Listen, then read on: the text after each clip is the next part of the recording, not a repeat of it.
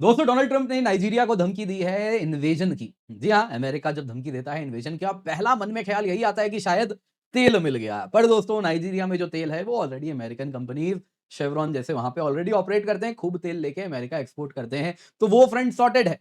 दोस्तों ट्रंप ने धमकी दी है क्रिश्चियंस को प्रोटेक्ट करने के लिए वो नाइजीरिया को इन्वेड करेंगे। उन्होंने पेंटागन को आदेश दे दिया है कि जाइए जाके सुरक्षा हमें करनी है नाइजीरिया के क्रिश्चियन पॉपुलेशन की, मिलिट्री एक्शन करना है। और नाइजीरिया को कह दिया है तुम्हारे लिए समय ज्यादा बचा नहीं है, जल्दी कुछ होगा, देख लो। यहां पे आप देख सकते हैं दोस्तों, ट्रंप ने कहा नाइजीरियन गवर्नमेंट यदि ऐसे ही क्रिश्चियंस का परसिक्यूशन अलाउ करती रही तो यहां पे वो दिन दूर नहीं जब हम जल्दी पेंटागन के हमने आदेश दे दिया है कि हमारी फौज आएगी, गन से ब्लेजिंग आएगी, आतंकियों को साफ कर देगी। और साथ साथ उन्होंने कह दिया कि देख लीजिए जहां भी क्रिश्चियंस रहते हैं उनकी रक्षा डोनाल्ड ट्रंप करेंगे। जी हाँ, क्रिश्चियंस के नए मसीहा डोनाल्ड ट्रंप बन चुके हैं। उन्होंने कहा we stand ready willing and able to save our great Christian population around the world. अब दोस्तों यहाँ पे सवाल पूछा जा रहा है कि आखिरकार नाइजीरिया में ऐसा क्या हुआ। अब इसके पीछे यदि तेल मंशा नहीं है तो क्या मंशा डोनाल्ड ट्रंप की है। आखिरकार अमेरिका को नाइजीरिया के पॉपुलेशन से क्या लेना देना अचानक हो गया। मत भूलिए मागा है, इनहेरेंटली रेसिस्ट है, तो अफ्रीका में रहने वाले लोगों से उन्हें खास लेना देना देखिए है नहीं। एज लॉन्ग एज एक्सप्लॉइटेशन होता रहे कोई दिक्कत नहीं होती है। तो यहाँ पे क्या हुआ है। पर दोस्तों इतना ही नहीं, यहां पे जानने वाली बात यह भी है कि यदि अमेरिका के प्रेसिडेंट कह सकते हैं कि मैं दुनिया में कहीं भी क्रिश्चियंस को प्रोटेक्ट करूंगा, मैं क्रिश्चियंस का मसीहा हूं, we stand ready willing and able to save our great Christian population around the world. US के वाइस प्रेसिडेंट जेडी वांस बोल सकते हैं कि मैं अपने वाइफ को क्रिश्चियनिटी में कन्वर्ट करना चाहता हूं, और फिर भी वो वाइस प्रेसिडेंट है। और यूएस में कोई नहीं कहता कि अरे सेक्युलरिज्म तो खतरे में है। तो भारत में ऐसा क्यों हो जाता है। यदि भारत में कोई मेजॉरिटी रिलीजन की, हिंदुइज्म की जरा सी भी बात कर देता है कि देखिए हिंदूज बांग्लादेश में इस प्रकार से प्रताड़ित किए जा रहे हैं, गलत होता है, तो क्यों लोग आ जाते हैं कहने कि नहीं नहीं सेक्युलर हैं हम ऐसा नहीं बोल सकते। दोस्तों यहाँ पे सवाल ये तो पूछा जाएगा, क्या इंडिया यूनुस को बोल सकता है कि तुमने जो हिंदू परसिक्यूशन किया है वो एक कारण बनता है जिस वजह से हम बांग्लादेश को इन्वेड कर सकते हैं। कारण दोस्तों अगर ये है, ऐसा हुआ तो हमने क्यों नहीं यूनुस को ये बात कही। दोस्तों हमने यूनुस को तब कहीं ना कहीं डिसिप्लिन नहीं किया, स्कूल नहीं किया। उसी का नतीजा यह है कि आज बांग्लादेश एक प्रॉक्सी स्टेट पाकिस्तान का बन गया है। दोस्तों बांग्लादेश ने SY-400 बैलिस्टिक मिसाइल चाइना से खरीद के डिप्लॉय कर दिए हैं। दोस्तों ये मिसाइल जो है 280 किलोमीटर की रेंज है, यानी बड़ा क्लियर है ये भारत को ही टारगेट करता है। अगर आप देखें तो क्या सिलीगुड़ी कॉरिडोर, क्या हाशिमारा एयरबेस, क्या कोलकाता, क्या गुवाहाटी, उन्हीं को टारगेट कर रहा है, क्योंकि 280 किलोमीटर दूर और किसी देश के साथ बांग्लादेश का अगर कोई बॉर्डर लगता है तो वो समुद्री है, नहीं तो म्यांमार का है जहां पे कुछ लिमिटेड बड़े शहर हैं। क्लियरली एंटी इंडिया टारगेटेड ये मिसाइल है जो यूनुस लेकर के आए हैं, और ये आज हमारे लिए एक नेशनल सिक्योरिटी को थ्रेटन करता है। हालांकि इन सारे मिसाइल्स को हम ऐसे ही ब्रह्मोस से लेकर पिनाका से सभी से साफ कर सकते हैं जब चाहें तब, लेकिन बांग्लादेश ने देखिए दोस्तों यहाँ पे दुस्साहस किया है और इसमें कोई दो मत नहीं है। सवाल दोस्तों यहाँ पे ये पूछा जा रहा है कि जब ट्रंप इस प्रकार से क्रिश्चियनिटी को प्रोटेक्ट करने के लिए दुनिया में कहीं भी हमला करने के लिए तैयार हैं, तब हम क्यों इतने सॉफ्ट हैं। बांग्लादेश में क्या हुआ हम सब ने अभी इसी पीढ़ी ने देखा है। अगर आप कुछ दशक पीछे चले जाएं, आज वो पीढ़ी जो उस वक्त युवा थी आज शायद वृद्धावस्था की तरफ आगे बढ़ रही होगी। वो पीढ़ी से पूछेंगे तो आप वो बताएंगे कुछ ऐसा ही तमिल पॉपुलेशन के साथ भी हमारी आंखों के सामने हुआ। कुछ तमिल पॉपुलेशन जो श्रीलंका में रहती थी उनके साथ भी कुछ इसी प्रकार से अगर आप देखें तो जो आज बांग्लादेश में हुआ वो हुआ है, और हमने बस देखा, हमने कुछ नहीं श्रीलंका को तब भी कहा। 13th अमेंडमेंट बनवा के आए, आज तक वो इंप्लीमेंट नहीं हुआ है। खैर हमारे भारत में ही अगर आप देखें तो जम्मू कश्मीर में कश्मीरी पंडित पॉपुलेशन के साथ क्या हुआ वो भी लोगों ने देखा है। तो सवाल यहां पे पूछा जा रहा है हम क्यों इतने सॉफ्ट हैं, क्यों हमारे देश में सेक्युलरिज्म खतरे में आ जाता है यदि हम बांग्लादेश के रहने वाले हिंदूज की बात करें। जबकि मत भूलिए नाइजीरिया और अमेरिका के क्रिश्चियंस में कोई कनेक्शन नहीं है, लेकिन बांग्लादेश में रहने वाले हिंदूज वही हैं जिनको हमने पाकिस्तान जब बनाया था तब आश्वासन दिया था नेहरू लियाकत पैक्ट के द्वारा कि तुम्हारी सुरक्षा वहां पर होगी। ये एक पैक्ट के द्वारा हुआ था कि तुम्हारी सुरक्षा माइनॉरिटी होने के बावजूद भी उस लैंड में होती रहेगी। तो जब वो पैक्ट का पालन नहीं होता तब हम क्यों नहीं स्टैंड लेते, तब क्यों भारत सेक्युलरिज्म खतरे में आने लगता है। तो ये सवाल दोस्तों यहाँ पे पूछे जाएंगे, बहुत इंपॉर्टेंट हैं। और बांग्लादेश जब उसे हमने राइट टाइम पे यूनुस को डिसिप्लिन नहीं किया तो आज एक नेशनल सिक्योरिटी को बहुत बड़ा खतरा बन गया है। आप SY-400 short range ballistic missile देख सकते हैं, बांग्लादेश ने इसे ऑलरेडी अगर आप देखें तो इन सर्विस यानी डिप्लॉय कर दिया है, ऐसे रिपोर्ट्स आ गए हैं। पाकिस्तान ISI सेल बांग्लादेश के ढाका में डिप्लॉय कर चुका है, यानी कि पाकिस्तान का एक प्रॉक्सी स्टेट यूनुस ने बना दिया हमारे ठीक नाक के नीचे, और हमने अब तक स्टिक नहीं दिखाया। हम आज भी मीठी-मीठी बातें डिप्लोमेसी के माध्यम से कर रहे हैं यूनुस के साथ और वो यूनुस कुछ इसी प्रकार से हमारे पीठ पे छुरी मार रहा है। क्या है पूरी कहानी? आइए ज़रा आज के वीडियो में जानते हैं। पर इससे पहले आगे बढ़े, वीडियो लाइक करें, चैनल सब्सक्राइब करें, बेल आइकन अवश्य दबा दें।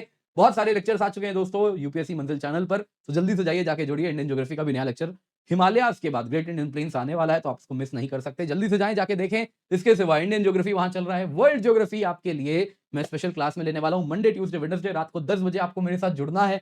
दोस्तों जितने भी दुनिया भर के सीज हैं, ट्रेड्स हैं, वो सभी जो इंपॉर्टेंट हैं, वो सब हम यहाँ पे 3 घंटे में कवर करेंगे और हर लेक्चर में एमसीक्यूज भी दूंगा और इस प्रकार के निमोनिक्स हैं कि चीजें आपको वहीं पर याद हो जाएं लेक्चर के ही बीच में। क्या है, आप लोगों को मिस नहीं करना है। 10 बजे अवश्य आइएगा हमारे साथ जुड़ने। दोस्तों नाइजीरिया में क्या हो रहा है? देखिए नाइजीरिया अगर आप देखें तो, अगर आप नहीं जानते तो बता देता हूं, अफ्रीका का मोस्ट पॉपुलस कंट्री है। 22 करोड़ इसकी आबादी है। अब दोस्तों नाइजीरिया का अगर आप नॉर्दर्न पार्ट देखें तो वहां पे मुस्लिम्स रहते हैं कुछ इस प्रकार से, और अगर दक्षिणी नाइजीरिया देखें तो यहाँ पे क्रिश्चियंस रहते हैं। दोनों की आबादी लगभग बराबर है, 47% है कुछ इस प्रकार से, और बाकी बाकी मजहब के लोग रहते हैं। अब दोस्तों हुआ यूं है, जो नाइजीरिया का नॉर्दर्न पार्ट है, जहां पे इन इलाकों में कुछ कुछ पॉकेट्स हैं जहां पे क्रिश्चियंस के खिलाफ परसिक्यूशन हुआ है। 2025 के कुछ इंपॉर्टेंट जो मेजर इवेंट, कुछ मेजर परसिक्यूशन हुए हैं यहाँ पे, वो आपको अगर मैं बताऊं तो जनवरी फरवरी में बोको हराम ने 4000 से अधिक क्रिश्चियंस को चिबुक में इस प्रकार से उनके खिलाफ जो परसिक्यूशन किया उसमें उनको डिस्प्लेस किया गया। मार्च अप्रैल में 200 से अधिक क्रिश्चियन विलेजेस को उन्होंने इसी प्रकार से वहां पे रेड किए। जून में अगर आप देखें तो 280 लोग मारे गए, वैसे ही मैसेकर हुआ। और इस प्रकार से वहां पे जो नॉर्दर्न पार्ट है, वहां वहां पे अगर आप देखें तो क्रिश्चियन पॉपुलेशन के खिलाफ वहां पे इस प्रकार से बोको हराम और अन्य आतंकी संगठन हैं जो कि कुछ एक्शन ले रहे हैं और परसिक्यूशन क्रिश्चियंस का वहां पर हो रहा है। अब क्या इसमें नाइजीरिया की सरकार लिप्त है? देखिए दोस्तों ये कहना कठिन होगा। कारण है, जो नाइजीरिया की सरकार है उसमें क्रिश्चियन और मुस्लिम दोनों का लगभग बराबर वेट आपको देखने मिलता है। नाइजीरिया का जो आज का कैबिनेट है उसमें 55% मुस्लिम आबादी है और 45 मिनिस्टर हैं, उनमें 55% मुस्लिम है, 45% क्रिश्चियंस हैं। वैसे ही नाइजीरिया में जो 36 इन टोटल गवर्नर हैं उसमें 19 मुस्लिम हैं, 17 क्रिश्चियन हैं। तो सवाल यहाँ पे ऐसा नहीं है कि नाइजीरिया की सरकार लिप्त है। कुछ आइसोलेटेड पॉकेट्स हैं जहां पे नाइजीरिया की सरकार उतना कंट्रोल नहीं विल्ड करती, तो वहां पे ये आतंकी संगठन है बोको हराम वगैरह जो काफी एक्टिव हैं, इनके साथ अन्य कुछ एसोसिएटेड संस्थाएं हैं जो इस प्रकार से क्रिश्चियन परसिक्यूशन इन इलाकों में कर रही है, जो कि यहाँ पे हो रहा है। नाइजीरिया की सरकार भी यही बोल रही है कि देखिए हम कमिटेड हैं हमारे देश के सभी लोगों की सुरक्षा करने के लिए, इररिस्पेक्टिव वो किस रेस के हैं, क्रीड के हैं, रिलीजन के हैं। अब दोस्तों यहाँ पे लेकिन ट्रंप का कहना है कि ये बहुत बड़ा एक क्रिश्चियंस के खिलाफ थ्रेट है। क्रिश्चियनिटी एग्जिस्टेंशियल थ्रेट फेस कर रही है नाइजीरिया में, हजारों क्रिश्चियंस मारे जा रहे हैं। अब दोस्तों इसके लिए नंबर कहीं से ट्रंप ने नहीं दिया, कहां से ये हजारों रोज मारे जा रहे हैं, नंबर कहां से आ रहा है? बस ट्रंप ने कह दिया, कवि की कल्पना यहां पे आपको देखने मिल रही है। इसके सिवा ट्रंप एडमिनिस्ट्रेशन ने कह दिया Nigeria country of particular concern है। देखिए ऐसा नहीं है, वहां पे क्रिश्चियन पॉपुलेशन के खिलाफ कुछ इस प्रकार से बोको हराम जैसी और जो टेरर ऑर्गेनाइजेशन है वो इस प्रकार से एक परसिक्यूशन कर रहे हैं, डेफिनेटली कर रहे हैं। लेकिन जिस प्रकार का स्केल ट्रंप यहां पे क्लेम कर रहे हैं वो नंबर से नहीं दिख रहा, लेकिन हां हो रहा है। ट्रंप एडमिनिस्ट्रेशन ने नाइजीरिया को country of particular concern declare किया, साथ साथ डिपार्टमेंट ऑफ वॉर को कह दिया नाइजीरिया के खिलाफ एक्शन लेना है, उसकी तैयारी की जाए। उन्होंने कह दिया नाइजीरिया की सरकार यदि ऐसे ही क्रिश्चियंस की किलिंग अलाउ करेगी तो हम सारे एड और असिस्टेंस जो नाइजीरिया को देते हैं वो रोक देंगे। दोस्तों आज नाइजीरिया एक डिसग्रेस्ड कंट्री है। मैं अपने फौज को गन से ब्लेजिंग वहां भेजूंगा, इस्लामिक टेररिस्ट को हमेशा के लिए वाइप आउट कर दूंगा, और मैं अभी से इंस्ट्रक्ट करता हूं डिपार्टमेंट ऑफ वॉर को एक एक्शन की तैयारी कीजिए जिसके द्वारा जब हम हमला करेंगे तो हम फास्ट होंगे, विशियस होंगे, स्वीट होंगे, ठीक वैसे ही जैसे ये आतंकी हमला करते थे। अपनी फौज की तुलना आतंकियों से करना बिल्कुल पता नहीं कैसे कर सकते हैं। खैर ठीक है। फिर इन्होंने कहा नाइजीरियन सरकार के पास लिमिटेड समय है, जल्दी से जाइए, एक्शन लीजिए, बेटर मूव फास्ट, नहीं तो यूएस फौज आने वाली है। अब दोस्तों यहाँ पे अचानक से ट्रंप को क्या दिखने लगा नाइजीरिया में जो वो ये बातें कर रहे हैं? कारण बड़ा सरल है। रियल रीजन क्या है? अक्सर लगता है तेल होगा, लेकिन दोस्तों तेल सॉर्टेड है। एक्सन मोबिल हो गए, शेवरॉन हो गए, वो सब नाइजीरिया से तेल निकालते हैं, यूएस ही एक्सपोर्ट करते हैं, तो वहां दिक्कत नहीं है।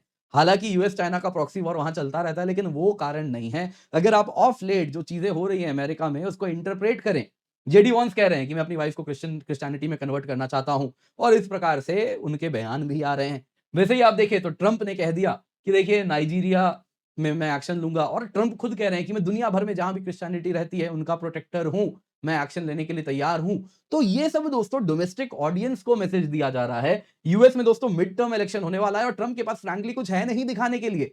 क्या उन्होंने अचीव कर दिया? क्या रशिया यूक्रेन वॉर बोल के आए थे उसको रुकवा दिया? चाइना को घुटनों पे ला देंगे? पता चला ट्रंप स्वयं है ना शी जिनपिंग के जूते चूमते हुए दिख रहे हैं। तो यहां पे दोस्तों ट्रंप के पास है क्या दिखाने को? टैरिफ बोल के कहते हैं पैसे कमा लिए, तो किससे पैसे कमा लिए? अमेरिका के लोगों से। तो लोग सड़क पे आ रहे हैं, प्रॉब्लम ही प्रॉब्लम बढ़ रही है। तो इन सब में ट्रंप मिड टर्म इलेक्शन में क्या करेंगे? कारण बड़ा सरल है, उनके लिए एग्जिस्टेंशियल थ्रेट है। मिड टर्म इलेक्शन में यदि जो रिपब्लिकन पार्टी है उनकी मेजॉरिटी छिन गई तो ट्रंप एक लेम डक प्रेसिडेंट हो जाएंगे, फिर उनको कोई सीरियसली लेगा नहीं, वो एक बिल तक पास नहीं करा पाएंगे, यानी कि फिर 2 साल अपना समय वो काटेंगे और जेडी वांस का भी प्रेसिडेंट बनने का सपना धरा का धरा रह जाएगा। तो यहां पे इन्होंने ये प्लान किया कि देखिए मागा सपोर्टर हमारा है जो कि है ना वो व्हाइट सुप्रीमेसिस्ट है, अब इसमें क्यों ना क्रिश्चियनिटी का भी तड़का मारा जाए। तो इसीलिए अचानक से आप देखेंगे जो इवेंजेलिकल क्रिश्चियन बेस है अमेरिका में उनको भी कैटर किया जाए, मागा के साथ मर्ज किया जाए और इस तरीके से इसको वोट में कन्वर्ट किया जाए। तो ये पूरा का पूरा गेम ट्रंप और जेडी वांस आपको खेलते हुए यहां पे दिख रहे हैं। सवाल दोस्तों यहाँ पे इंडिया बांग्लादेश के बारे में भी पूछा जाएगा कि अगर ट्रंप कह सकते हैं कि दूर दराज में कहीं नाइजीरिया में यदि क्रिश्चियंस अंडर थ्रेट है तो वो इस प्रकार की धमकी दे सकते हैं कि मैं यहाँ पे इन्वेजन करने वाला हूं, तो हमारे ठीक पड़ोस में बांग्लादेश जो कि चारों तरफ से भारत से घिरा हुआ है और वो हिंदूज जिनको पार्टीशन के टाइम कहीं ना कहीं एक आश्वासन था कि they will be protected in that land Nehru Liaquat pact के द्वारा, तो आज वो हिंदूज को जब प्रोसिक्यूट किया गया बांग्लादेश में तब हमने क्यों नहीं कोई इस प्रकार का कदम उठाया? सब कह रहे थे कि नहीं हम सेक्युलर हैं, हम ऐसा नहीं कर सकते, लेकिन आज सवाल पूछा जाएगा ट्रंप क्रिश्चियनिटी के प्रोटेक्टर बन के दुनिया भर में घूम सकते हैं लेकिन यूएस सबसे बड़ा बीकन ऑफ सेक्युलरिज्म है। जेडी वॉन्स अपनी वाइफ को वाइस प्रेसिडेंट होते हुए बोलते हैं कि मैं इन्हें कन्वर्ट करूंगा, मेरा सपना है इन्हें कन्वर्ट करना, लेकिन वो सेक्युलर हो सकते हैं। दोस्तों इतना ही यूएस बीकन ऑफ सेक्युलरिज्म है कि वहां पे यूनाइटेड स्टेट्स रिलीजियस फ्रीडम वगैरह के वो बॉडीज बनाए गए हैं, वैसे ही डोमेस्टिक लॉ है जिसके द्वारा वो किसी दूसरे देश को नापते हैं कि वहां पे कितना रिलीजियस फ्रीडम है और जहां रिलीजियस फ्रीडम नहीं है उनको नाइजीरिया को जैसे आपने देखा कंट्री ऑफ पर्टिकुलर कंसर्न बना दिया तो उसमें डाल देते हैं और फिर सैंक्शंस वगैरह भी लगा देते हैं।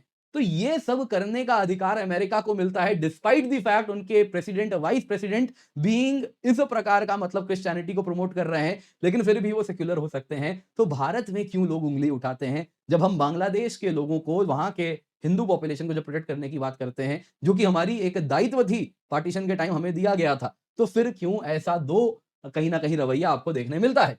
दोस्तों कारण क्या है? देखिए ऐसा नहीं है, ट्रंप को भी अगर और कोई प्रेसिडेंट होते तो अमेरिका में कुछ ऐसे ही लोग कहते अरे तुम कैसे ऐसा कर सकते हो, अमेरिका सेक्युलर स्टेट है। बोलने वाले बहुत कुछ बोलते हैं, पॉइंट इज क्या हम वैसी दुनिया में रह रहे हैं जहां पे चीजें बस सॉफ्ट पावर से क्लियर हो जा रही हैं? नहीं दोस्तों, हम ऐसी दुनिया में रहते हैं जहां पे हमने सोचा कि यूनुस आ गए तो डिप्लोमेसी से प्रॉब्लम सॉल्व हो जाएगा। ठीक है, अच्छी बात है, फर्स्ट लाइन हमेशा डिप्लोमेसी होनी चाहिए, लेकिन एक पॉइंट के बाद जब डिप्लोमेसी जहां ब्रेक डाउन करती है वहां पे डिप्लोमेसी जहां ब्रेकडाउन करती है वहां वॉर आता है। वॉर क्या है? डिप्लोमेसी भाई अदर मीन्स वही कुछ है, बस बातचीत के द्वारा नहीं, कुछ अलग तरीकों से किया जाता है। तो बांग्लादेश को हमने जब पावर प्रोजेक्ट नहीं किया क्योंकि हम सोचते रहे कि नहीं जी दुनिया में लोग क्या कहेंगे, हम तो विश्व बंधु हैं, सबके भाई हैं, ग्लोबल साउथ के लीडर हैं, हम कैसे ऐसा कर सकते हैं? और ये एक प्रकार का ब्लैकमेल भी हमें इन लोगों ने कुछ ऐसे ही बाकी ग्लोबल साउथ के कंट्रीज ने किया है कि नहीं नहीं इंडिया तो भाई यूज ऑफ फोर्स नहीं करेगा, यूज ऑफ फोर्स इंडिया नहीं कर सकता है, बाकी देश कर सकते हैं लेकिन इंडिया नहीं कर सकता है। तो ये जो प्रकार का रूल रहा उसका जब हमने पालन किया वो आज की दुनिया में नहीं चलेगा। दोस्तों सॉफ्ट पावर तभी तक चलता है जब तक आपके पास एक बड़ी छड़ी होती है। अमेरिकन सॉफ्ट पावर बड़ी छड़ी के साथ चलती है। हमारे पास वो बड़ी छड़ी होते हुए भी जब हम प्रोजेक्ट नहीं किए तो नतीजा क्या हुआ? बांग्लादेश में यूनुस जैसे लोगों का मन बढ़ता गया। आप देख सकते हैं हमने यूनुस को सही समय पे बड़ी छड़ी नहीं दिखाई तो क्या हुआ? हिंदू प्रोसिक्यूशन जो हुआ सो हुआ। आज हमारे नेशनल सिक्योरिटी को भी यूनुस आप देखें तो खोखला कर रहे हैं। पाकिस्तान का प्रॉक्सी स्टेट बनके आज बांग्लादेश उभर गया है। आज चाइना से SY-400 मिसाइल लाया है जो 280 किलोमीटर का जिसका रेंज है, जिसके साथ पूरा का पूरा सिलीगुड़ी कॉरिडोर आप देख सकते हैं आज थ्रेटन हो रहा है। यहाँ पे हाशीमारा एयरबेस है वो थ्रेटन हो रहा है, यहाँ कोलकाता थ्रेटन हो रहा है, यहाँ गुवाहाटी थ्रेटन हो रहा है, शिलोंग थ्रेटन हो रहा है। इस बीच में जो एयरबेसेस हैं वो थ्रेटन हो रहे हैं। बस और बाकी नॉर्थ ईस्टर्न स्टेट्स आप देख सकते हैं सभी के सभी एसेंशियल जो चोक पॉइंट्स हैं वहां पे उन सबको बांग्लादेश SY-400 से टारगेट कर रहा है। बाकी SY-400 से और किसे ही टारगेट करेगा? समुद्र में तो बैलिस्टिक मिसाइल वो चलाएगा नहीं। और कहां चलाएगा? म्यांमार में। म्यांमार में जो उसका लिमिटेड बॉर्डर लगता है उसमें कोई इस प्रकार के बहुत ही लिमिटेड हाई प्रोफाइल ठिकाने हैं जहां पे बैलिस्टिक मिसाइल चलाने का कोई पॉइंट है। Clearly Yunus anti India SY-400 लेकर के आए हैं और ये इसलिए हो पाया क्योंकि हमने यूनुस को सही समय पे वो छड़ी नहीं दिखाई। केवल और केवल सॉफ्ट पावर से, डिप्लोमेसी से बातें नहीं बनती हैं। कई बार ये छड़ी भी दिखानी पड़ती है और वो नहीं दिखाने का दुष्परिणाम आज हमारे सामने है। आप क्या कहना चाहते हैं? कमेंट में अवश्य बताइएगा। आपका इंतजार रहेगा। बाकी दोस्तों आपके लिए इंडियन ज्योग्राफी थ्रू मैप्स हम लेकर के आए हैं। इसको जरूर जुड़िए, वीडियो लाइक कीजिए, चैनल शेयर सब्सक्राइब करें, वीडियो शेयर करें। इसके सिवा 24,999 रुपए में आपके लिए सब्सक्रिप्शन है, जिसमें 4 महीने का फ्री एक्सटेंशन आपको मिल रहा है। Complete GS, CSAT, prelims test series, mains test series with evaluation मिल रहा है। स्पेशल क्लास फेस्टिवल हम रन कर रहे हैं मंडे, ट्यूसडे, वेडनेसडे। आप सभी को हमारे साथ जुड़ना है। मेक श्योर आप उसके हमारे साथ अवश्य जुड़ जाएं। यूज कोड केसीडन फॉर मैक्सिमम डिस्काउंट। बहुत सारे बैचेस आपके लिए हम लेकर के आए हैं। आप इसे बिल्कुल भी मिस नहीं कर सकते। जल्दी से जाएं, जाके इसका हिस्सा बने।